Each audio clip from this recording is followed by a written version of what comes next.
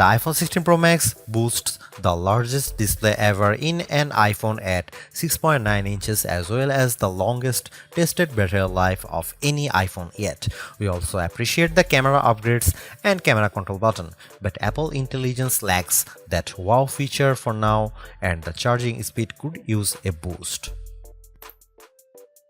There is some big questions that kept nagging me as I was testing the iPhone 16 Pro Max. Does the larger screen make it compelling or too big? Is the new camera control a game changer or a gimmick? How well do the Apple Intelligence features actually work? If the iPhone 16 Pro Max has the best iPhone battery life ever, how long does it last? After testing this flagship phone for several days, I'd say that it is indeed a handful, and while I am encouraged by some of the Apple Intelligence features I tested in a beta that's arriving next month, more AI capabilities will be coming later. Still, the battery life from the iPhone 16 Pro Max is insane and the camera's predictably great, so this is one of the best phones money can buy. Apple clearly still has some catching up to do with AI and the design hasn't changed much with the exception of slightly slimmer bezels. But this is the new iPhone I'd buy with my money. The ginormous 6.9-inch iPhone 16 Pro Max starts at $1,199 US with 256 GB of storage and goes on sale September 20. You can upgrade to 512 GB for $200 more and another $200 will get you 1 TB. I have been a Pro Max user for years since the iPhone 11 Pro Max, but after testing the new iPhones, I'm actually torn about the iPhone 16 Pro Max. It has the largest display ever of any iPhone at 6.9 inches. Yes, the thinner bezels help keep the device somewhat compact, but it is still taller, wider and heavier than the iPhone 15 Pro Max, which I thought was the near perfect size and weight for a big screen phone. I have gone from feeling like I cheated the system to feeling slightly cheated. This might be an unpopular opinion, but I think the new Pro Max is a little too big, at least for my hands. It's more of a stretch now to do simple things like scrolling through web pages or TikTok, and once you put a case on your iPhone 16 Pro Max, it's like a mini tank. The good news is that the Pro Max is built to be more durable. In addition to having a titanium band, Apple claims that the improved ceramic shield display on this model is 50% tougher than the last generation. We can't drop these units, but on paper it's encouraging. The iPhone 16 Pro Max comes in 4 colors: titanium white, titanium black, natural titanium and desert titanium. Our iPhone 16 Pro came in the natural, which looks fairly modern, but I prefer the desert color as it pops more. The iPhone 16 Pro and Pro Max displays don't get any upgrades in terms of brightness or refresh rate, but they are still among the best OLED panels on a phone. The only main difference is that the screens can scale down to a minimum of 1 nits, which means you can use your phone in bed without disturbing anyone else and get an even dimmer alarm clock. Otherwise, the new iPhone 16 Pro Max screen is largely the same, allowing the Pixel 9 Pro to surge ahead in terms of brightness. We measured a max of about 1500 nits for the iPhone 16 Pro Max, while the Pixel 9 Pro XL hit more than 2300 nits.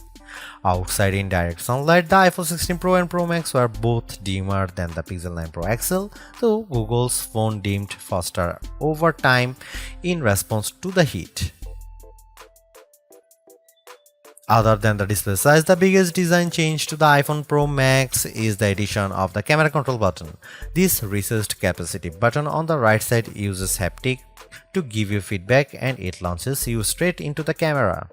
No more having to fumble for the on-screen camera shortcut, and you can now use the action button for another shortcut. This thing is pretty easy to use in both portrait and landscape mode. So what can you do with camera control? A lot actually. A quick press snaps a photo and a long press starts recording a video, but I'm not a fan of the fact that the video stops when you take your finger off the button. You can also slide your finger across the button to zoom in and out, which is pretty smooth. Not as smooth is the double soft press, which launches a sub-menu of various options, from tweaking the depth and exposure to toggling between multiple photographic styles. Camera control works well, but applying just the right amount of pressure and remembering what a single press and double press do takes practice. I also wouldn't recommend taking macro shots with the camera control, as it shook the camera when I got super close to a subject. The iPhone 16 Pro Max gets a bunch of camera upgrades, starting with a new 48 megapixel fusion camera for the main shooter that's designed to read data faster. The result should be zero shutter lag and faster focus. I took some shots of people passing by on scooters and moving taxis at the same time on the iPhone 16 Pro Max, and iPhone 15 Pro Max and the new iPhone was indeed faster. The results were not necessarily sharper too, as you can see in this side-by-side comparison. Here are some camera samples of iPhone 16 Pro Max.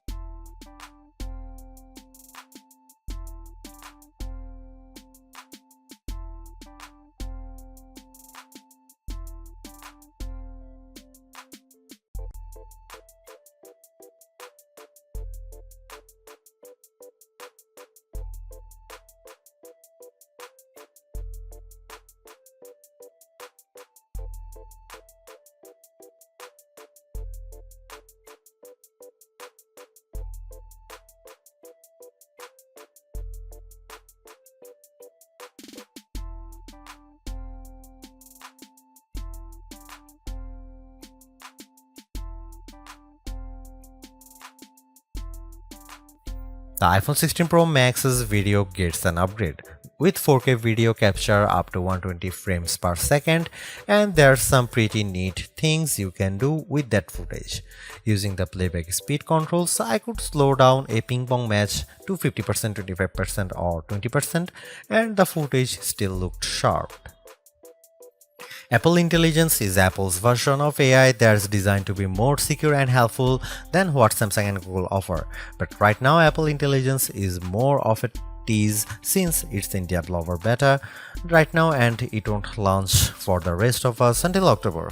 Even then, certain features won't be available, such as visual intelligence and ChatGPT integration. So what will you be able to do with the Apple Intelligence starting in October? It starts with a new Siri. The assistant has been revamped, starting with a redesigned that makes the whole outside of the display glow when summoned. And you can type to Siri. Now you are in a situation where you don't want to use your voice. Siri is definitely more forgiving of screws up, as you can correct yourself on the fly and it will still get your command right. I started a timer and changed the time mid-sentence without a problem. You can also ask follow-up questions and Siri will get for the context. Apple Intelligence also delivers a wide range of writing tools. You can have the iPhone 16 Pro proofread your copy for grammar and word choice, or get help rewriting if you want to go for, say, a more professional tone. For example, I put together a mock email demanding a raise and I got something back that is much more appropriate. You can also have Apple Intelligence summarize long passages of text, as I did with a few notes. I wish you didn't have to select all text first, but I did get a fairly good summary of the key points for my short list of this video. Don't want to look up how-to articles? Siri leverages large language models and Apple support info to give you step-by-step instructions on how to do lots of stuffs on your iPhone, from making screen recordings to scheduling a text. This is a game changer for kids who play the IT person for their parents like me. If you are looking for an Apple Intelligence feature that tugs at the heartstrings, try making a memory movie. Just enter a key phrase as you prompt and specify the mood, and you will see the iPhone 16 Pro Max create a movie out of thin air complete with music. Clean up in the Photos app, a way overdue feature compared to what you will find on the Pixel and Galaxy, but it is still nice to have. You can remove unwanted objects or people in the frame with just a tap. The cleanup feature worked fairly well when I tried to remove a person from a selfie, but you will get the best results if the background isn't too complicated. The iPhone 16 Pro Max features 8GB of RAM and Apple's new A18 Pro chip built on 2nd generation 3nm tech, which blows away the Android competition in CPU performance through not graphics. I was sucked in by the Infinity Nikki game, which was in beta during testing. The open world puzzler has console-like visuals, complete with realistic looking rippling water and smooth animation as you use a special floating dress to jump from one platform to another. On Geekbench, which measures overall performance, the new iPhones are nearly 50% faster than the Galaxy S24 Ultra Snapdragon 8 Gen 3 chip on single core and 15% higher on multi-core performance. The latest Tensor G4 Pixel phones aren't in the same league. The iPhone 16 Pro Max was also twice as fast than the S24 Ultra in our video editing testing using Adobe Premiere Rush, where we time how long it takes to transport a 4K clip to 1080p. The new Pro phones also shave off a few seconds versus the iPhone 15 Pro's time. So what about graphics? The iPhone 16 Pro Max packs a 6-core GPU compared to 5 cores for the regular iPhone 16 series, and Apple claims that it's up to 20% faster than the iPhone 15 Pro's A70 chip. On the 3D Mark Solar Bay graphics test, which has support for ray tracing, the iPhone 16 Pro was 22% faster than the iPhone 15 Pro. However, that's still 18% behind the Galaxy S24 Ultra, which also delivered higher frame rates on the test. There is one other performance test we ran to see if Apple's claims of better sustained performance are legit. The iPhone 16 Pro Max features a new internal design with a graphite-clad aluminum substructure that's supposed to result in 20% better sustained performance. Interestingly, the iPhone 16 Pro Max turned in a very strong so-called stability score of 84% on our 3D Mark Wildlife stress test, which is better than the 75% from the iPhone 15 Pro Max. But the iPhone 16 Pro hit only 66%. It hit a higher overall loop score but had bigger drop-off. The Galaxy S24 Ultra's score was even worse at 60.4%. The iPhone 16 Pro Max is indeed an iterative upgrade, and maybe it wouldn't feel that way if Apple Intelligence was available today along with all the promised features. Instead, it's going to trickle out over time, so I would not to be in a rush to upgrade. Having said that, I think that iPhone 16 Pro Max is the best phone money can buy right now if you want the biggest screen and longest battery life. It lags in zoom versus the S24 Ultra, but you get more endurance, better camera quality, and plenty of creative features like photographic styles and audio mix. I actually preferred the AI capabilities of the Pixel 9 Pro XL series with its smarter Gemini Live voice assistant and other features like Add Me for photos and Pixel screenshots. But the Pixel's performance and battery life trail the iPhone 16 Pro Max. For me, the iPhone 16 Pro Max retains its title as the best phone, but it's not because of Apple Intelligence.